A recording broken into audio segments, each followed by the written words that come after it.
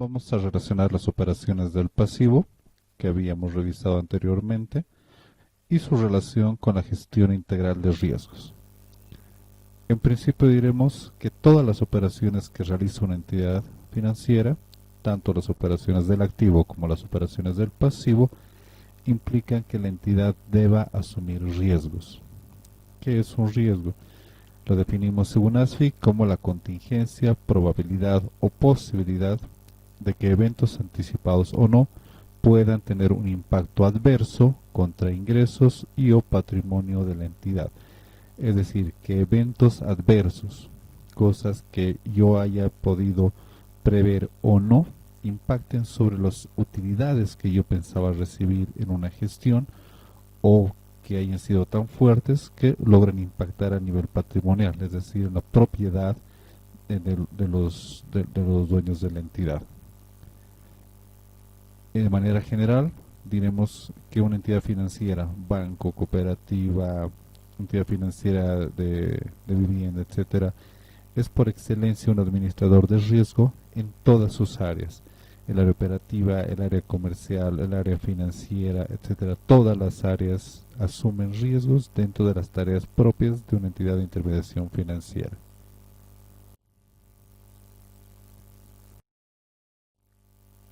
Siendo más específicos, el primer tipo de riesgo que podemos relacionar con las operaciones del pasivo que habíamos analizado, es decir, cuentas corrientes, cajas de ahorro, depósitos a plazo fijo, es el riesgo de liquidez.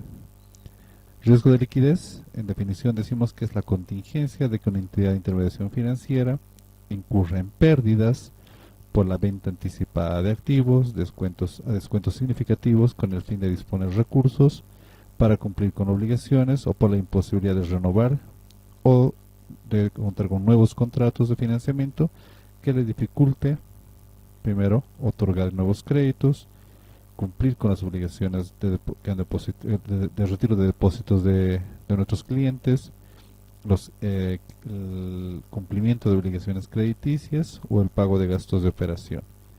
¿A qué se refiere más exactamente el riesgo de liquidez? Es decir, que como entidad nosotros entidad financiera, debemos tener la capacidad de contar con recursos líquidos para seguir otorgando créditos, porque esa es nuestra función, pero además debemos tener toda la capacidad de que ante requerimientos de nuestros clientes podamos devolver a ellos los fondos que nos hayan otorgado. Obviamente estos fondos tendrán determinadas condiciones. Si es una caja de ahorros, si es una cuenta corriente, que son a la vista, tendrán que ser de devolución inmediata. Pero si son un depósito a plazo fijo, que tiene un plazo de vencimiento establecido, el cliente tendrá que esperar un tiempo, pero nosotros debemos estar preparados en ese tiempo. Por ejemplo, un depósito a plazo fijo a 360 días, en esos 360 días deberemos tener la capacidad de responder a esas obligaciones. Y al mismo tiempo deberemos tener la capacidad de cumplir con nuestras obligaciones crediticias, es decir, como cualquier otra empresa, un banco, una entidad financiera también puede acceder a créditos para financiar sus operaciones. El riesgo en este caso es de que tú, para responder a nuevos créditos o a devolver con los retiros del público, tengas que vender de manera anticipada activos con descuentos. ¿Por qué? Porque la necesidad de la liquidez te lo puede exigir. O que te veas imposibilitado de acudir a nuevos financiamientos que te permitan cubrir tus operaciones. ASFI nos da varias medidas de liquidez, que en este caso vamos a tomar simplemente dos para complementar nuestro análisis. En el primero de los casos vamos a ver los ratios mínimos, ya sean los ratios, que son los mínimos de activos líquidos o máximos de concentración. En el primer caso, un ratio mínimo de activo líquido sobre pasivo de corto plazo nos dice cuál es la capacidad en la que se encuentra la empresa, la entidad financiera, de devolver aquellos recursos que son pasivos de corto plazo. Las definiciones exactas de activos líquidos y pasivos de corto plazo se encuentran dentro de la recopilación de normas de ASFI, con las partidas contables específicas para que puedan, si a alguien le interesa, pueda revisar exactamente. Pero el sentido es que una entidad de intermediación financiera debe tener los recursos líquidos para cubrir sus pasivos de corto plazo. Por otro lado, los otros ratios son de concentración máxima, que es lo que un poco más nos interesa. Que en este caso, si bien habíamos analizado que una entidad de intermediación financiera debe acudir a cuentas corrientes, a captar cuentas corrientes, a captar cajas de ahorro y a captar depósitos a plazo fijo para poder financiar sus operaciones, debe ser esto con una mira planificada. Es decir, la planificación financiera me debe permitir como entidad decidir cuánto es lo que yo necesito o acepto que sean mis captaciones por cuentas corrientes, por cajas de ahorro o por depósitos a plazo fijos. Además de determinar cuánto de esto lo estoy recibiendo de clientes institucionales, personas jurídicas, y cuánto de esto está concentrado en los 50 mayores. Estos ratios de concentración tienen un enfoque muy claro, muy simple. Un principio de finanzas: no pongamos todos los huevos en la misma canasta, ¿no es cierto? Porque concentramos, se quedan en la canasta, se quiebran todos. Es decir, son principios, son ratios que nos piden, que nos incentivan a diversificar nuestras fuentes de financiamiento. Son muy importantes porque una entidad no debería, por ejemplo, concentrar todas sus captaciones de depósitos del público en cajas de ahorro. ¿Por qué? Porque las cajas de ahorro son de disponibilidad inmediata. Si mis clientes me lo exigen, me exigen sus cajas de ahorro en el siguiente mes, y yo con esos fondos he colocado créditos de 30, 60, 90 días o de un año, 2 años, 5 años, no tendré la capacidad de responder a estas obligaciones. Por lo tanto, debería haber diversificado mis fuentes de financiamiento de otras formas que me permitan estabilizar los recursos en la entidad. Sobre estos indicadores, ASFI nos pide que sean seleccionados por moneda, que mantengamos un límite definido. Tiene que haber un límite de este ratio, e ir monitoreando los valores actuales permanentemente, semanalmente en este caso.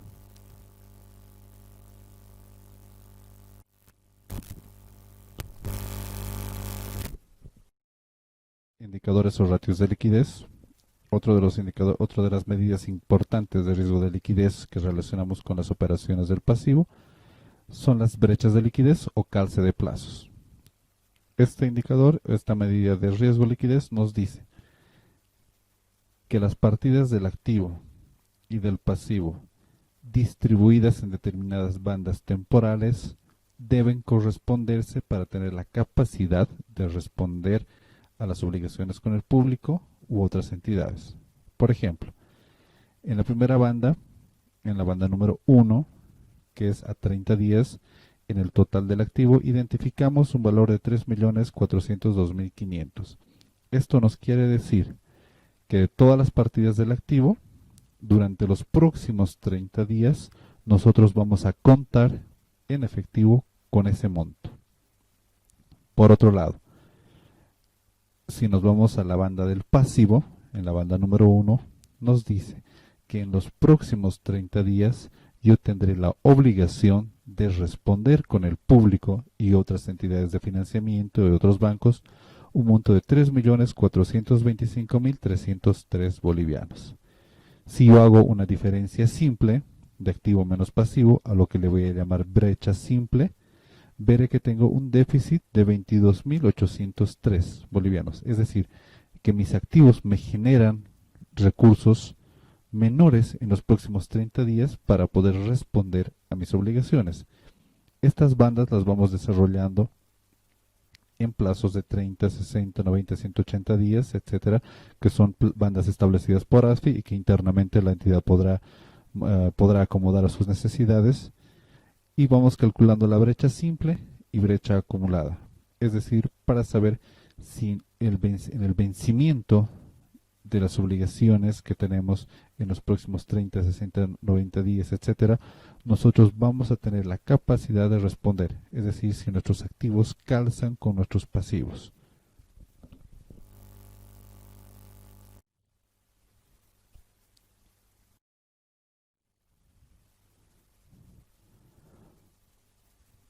Otra de las medidas importantes es el flujo de caja proyectado, donde lo que se hace es que la entidad de intermediación financiera, en este caso enfocando las obligaciones con el público a la vista, cajas de ahorro y DPFs, que son los indicadores 7, 8, 9, los que habíamos analizado, pueda proyectar cuál va a ser su comportamiento en los próximos 5 días y en las 3 siguientes semanas consecuentes, es decir, en un mes entero. Esto nos permite planificar financieramente, es decir, cuál será a partir del comportamiento de las captaciones, cuál va a ser el comportamiento de estas cuentas en el próximo mes. Es una medida muy importante, además exigida por ASFI, para que nosotros podamos proyectar en el corto plazo, en el siguiente mes, las tareas que vamos a realizar. Nosotros tenemos dentro de las operaciones normalmente desembolsos de créditos ya programados. Por lo tanto, esa programación deberá corresponder con la captación programada o proyectada de recursos.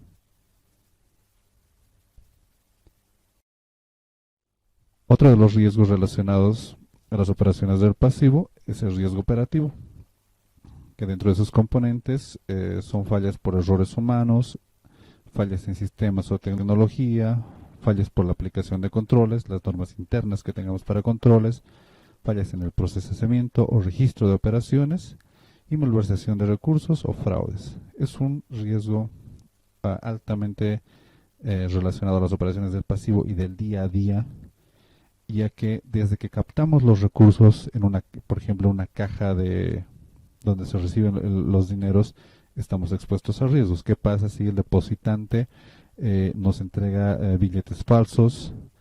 ¿Qué pasa si la persona que está depositando abre una cuenta o hace el depósito con un carnet de identidad falso, con documentos de respaldo falsos, lo hace fuera de los plazos establecidos?